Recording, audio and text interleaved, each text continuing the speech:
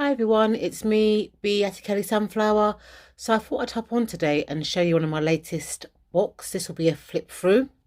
And the book is called The Junior Witch's Handbook, A Kid's Guide to White Magic, Spells and Rituals. And it's written by Nikki van de Kar, and the illustrations are done by Uta Krogmann. So this book is said to be targeted for 8 to 12-year-olds. But I feel that an adult who's trying to find their witchy path will also find this book useful. So let me see what the back of the book says. So it says here, a charming guide to harnessing your magical powers for good. This enchanting handbook is the perfect introduction to the world of white magic and teaches how to call upon your imagination, creativity and curiosity as you begin your journey to become a witch. Learn the basics of crystals, meditation and herb magic as we explore the three areas of life that most sustain us, and that is friends, fulfillment and family. Nikki van de Kar is a blogger, mother and lover of all things mystical. She is the author of numerous books including Wellness Witch, Practical Magic and Serenit, among others, and the founder of 2 popular knitting blogs.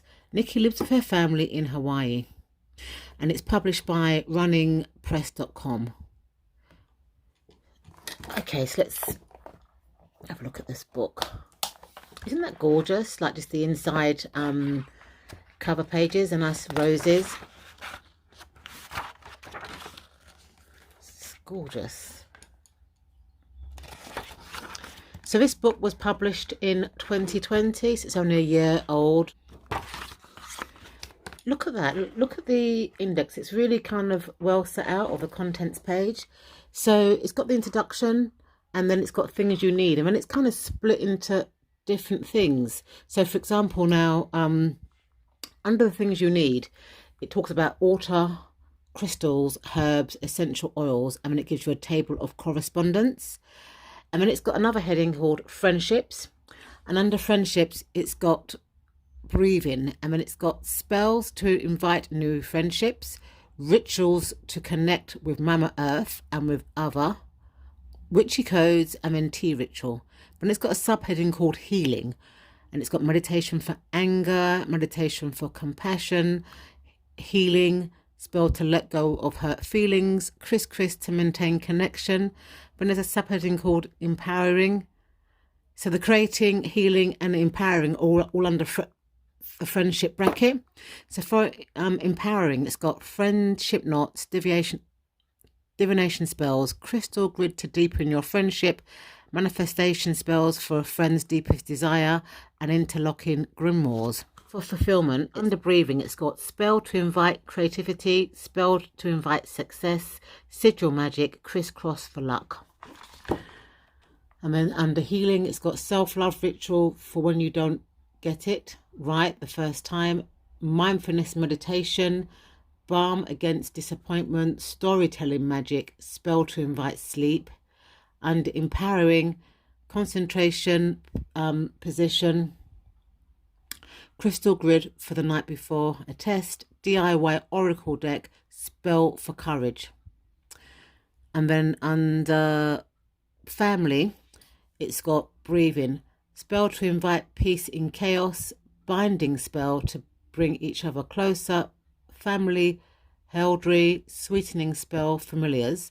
Under healing, it's got meditation to keep and look for the good, home cleansing spell, cleansing ritual and forgiveness spell, and empowering is guardian for your home, all encompassing crystal grid for harmony, protection and love, family love spell and celebration rituals. So it looks like for each of the 3 areas, which is friendship, fulfillment and family, each 3 areas has things like creating, healing and empowering, and then it's got other spells in between that. So it's quite a good index, and obviously it's got the conclusion at the end and a glossary.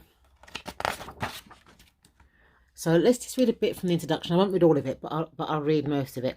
If you only associate witchcraft with pointy black hats, ugly moles, flying on broomsticks and putting curses on innocent children. Think again.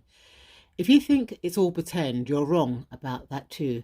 The history of witchcraft is made up of powerful women, but maybe not in the way that you think. Sure, there are stories of the witches of Salmon calling down the curses, but that isn't really what it's all about. Witchcraft was often misunderstood, and wise women or head witches who provided natural healing remedies and support for childbirth were accused of some pretty crazy things, like killing pigs or hexing cotton, likely because these whole pigs or cotton died in a blight, wanted someone to blame. In reality, witchcraft has always been about caring for the earth and caring for those who dwell here. And that certainly isn't done with creepy rituals or calling on any demons. Magic is essentially good, and it's all based on something incredibly simple: intention. If you mean for something to be true, then it is. If you chant a spell but you don't actually believe in it or really put your soul into it, then nothing will happen.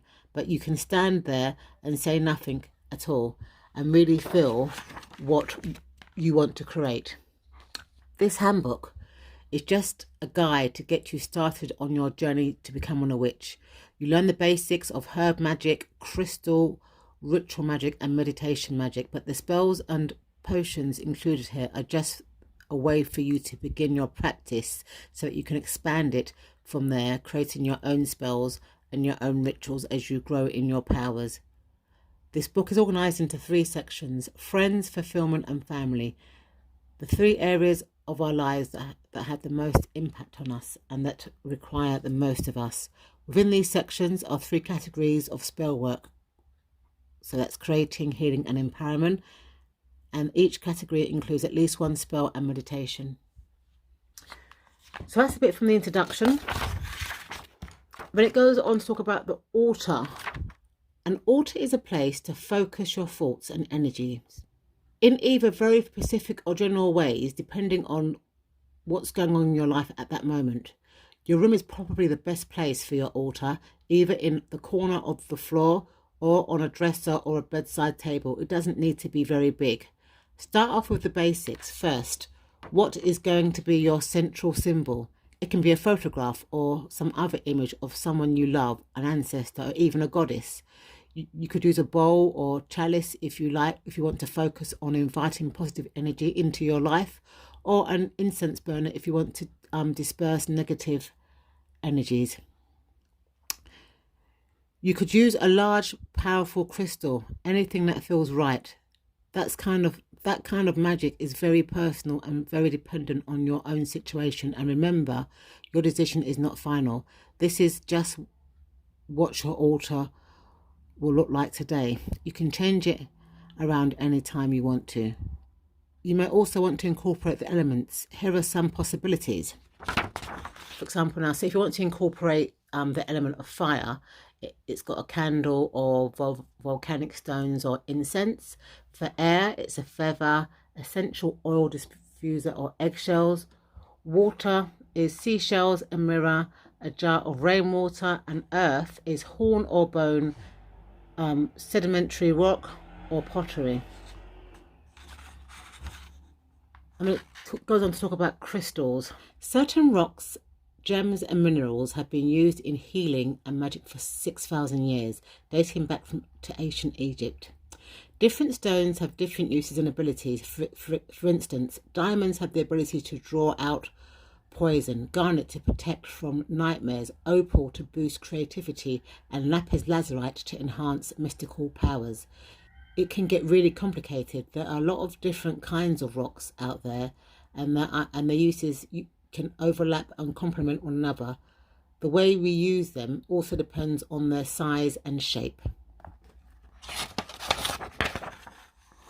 So it says here, for general charging, you can simply hold your crystal to your heart or your third eye, and in brackets it says here, on your forehead, right between your eyebrows, and visualize its magic, its protection, its love, its healing. Feel that magic within yourself and within the crystal. Feel that interplay between the two of you. Then gently place the crystal wherever. It is your keep. keep it, knowing that it is ready for you whenever you need it. However, if you want to program your crystal with something specific, say for example healing a sore throat rather than general healing, this is best done right before your ritual spell. You follow the same process as above, but focus your intention. If you're using a rose quartz, for example, what specific love you are looking to enhance. Then it goes on to talk a bit about herb magic here. So it says here there are two kinds of herb magic. The first is the more obvious one, the one we do every day without thinking. When you're feeling a little stressed, you drink a cup of calamine tea. When you need a bit of boost, you might choose some peppermint gum. When your stomach is upset, you might drink some ginger ale. This is everyday magic, employing herbs and plants that are so powerful. We have grown used to turning to them without thinking about it. The second form of herb magic is much witchier. This is where we use herbs not just for healing, but to enhance the power and energy of our spells, like crystals. Certain herbs have a certain property and can be applied to amplify our own abilities. Often herbs are used in a kris or a small bag that can be used as a talisman. And it says see page 2. Let me see what page 2 says. Just out of curiosity. But the thing is, right, it doesn't actually start from page 2. So I'm not understanding where page 2 is, unless it's chapter 2. It's not labelled very. I don't understand what page 2 means, because as you can see, it's Roman numerals, and that's like 18. So I have to figure that out as I'm reading the book. Then it talks about essential oils. This table of correspondence looks really good, so I'll just quickly go through this with you. So it says here, if you don't have all the ingredients you need for a particular spell, this table will help you substitute different crystals, herbs or essential oils. If you don't have any of the herbs, you could just work in a crystal. Remember, this is your spell and you get to decide how it works. So it gives you some examples. So I just do this first page here. So for example, now if you want to do a spell about balance, the herbs that you use is alsam, sunflower, lavender, crystals, clear quartz, moonstone, pearls, essential oil, cedarwood, geranium and lavender. For boundaries, it's the herbs are hawthorn, yarrow and basil. Crystals are tiger eye, pyrite and hematite. Essential oils are basil, neroli, palo santo. Communication, mint, parsley and yarrow. Crystals, aquamarine, blue cellulite, blue apatite. So my tongue is so twisted today. Essential oils are lavender, sage and neroli.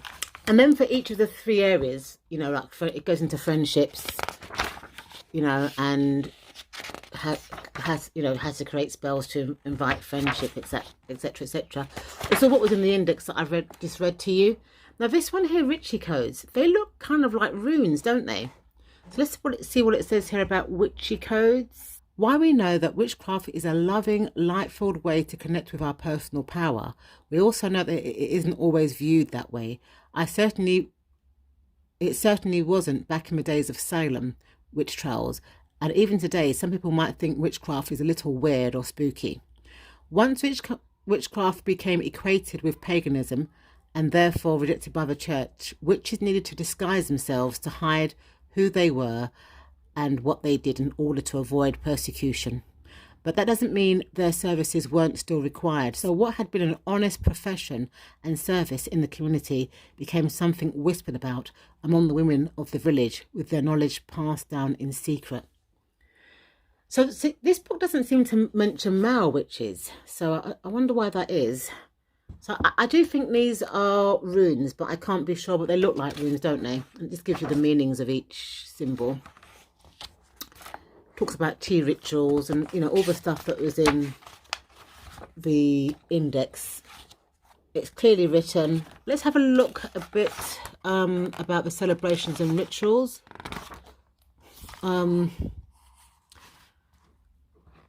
it's got here, we celebrate with our families all the time, at birthdays, at holidays, around our achievements and our milestones. These kinds of celebrations are deeply important, but sometimes as we get older, they change and become less than they once were. Maybe Christmas has become commercialized. Maybe we would rather spend our birthday with our friends, or maybe some kind of conflict always seems to arise around the holidays. When this happens, it's important to find other rituals, other ways of celebrating with your family. You can create new and different holidays. Maybe you can celebrate anniversaries or make an effort to go camping together at the same place or at the same time. It mentions some celebrations here. So it's got here, I'm a bollock, or I'm bolling, and that's February the 2nd. On these days we celebrate the coming end of winter and begin to get to work. It's time to clean house, to set intentions, to get ready to sow some good in the world. Talks about Ostera, Beltane, Lithia, Lamis, Mabon, Sowin, Yule. And then it just gives a conclusion at the end, which I'm going to read to you.